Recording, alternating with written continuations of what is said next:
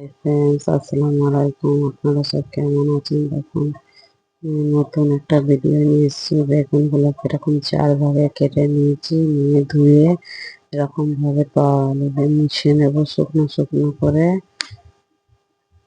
ভালো করে মুছিয়ে নিয়ে একটা মশলা রেডি করব। বেসন, কর্নফ্লাওয়ার, নমক, হলদি, মির্চি পাউডার, জিরা পাউডার সব কিছু নিয়ে ভালো করে মিক্স করে একটু আদা রসুন বাটা দেবো। এটা কাঁচা লঙ্কা, শুকনো লঙ্কা আর আদা রসুন দিয়ে পেস্ট করে রেখেছি।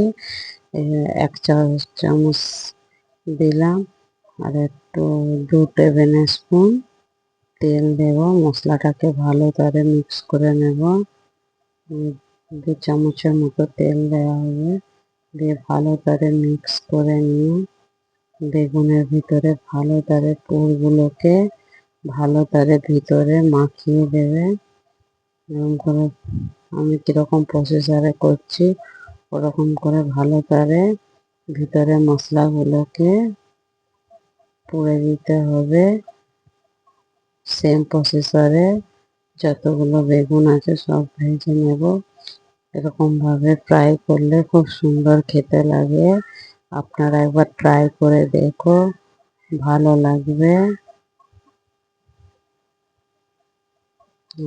কোথায় থেকে আমার ভিডিও দেখছো কমেন্ট করো, শেয়ার করো, সাবস্ক্রাইব করো। দেখো, মশলাটাকে মেখে আধা ঘন্টার মতো রেখে দিয়েছিলাম।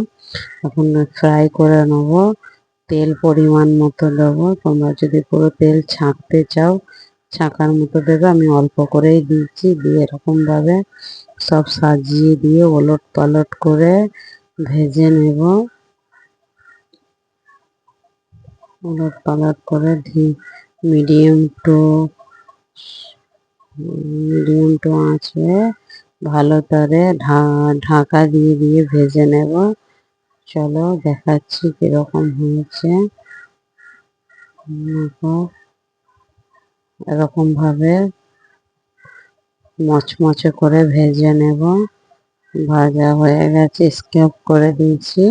তোমরা এরকম ভাবে ধিমে কমসে কম আমার 10-15 মিনিট লেগেছিল। কেমন লাগছে ভিডিওটা সাবস্ক্রাইব করে দিও। ওকে বাই, আল্লাহ হাফেজ।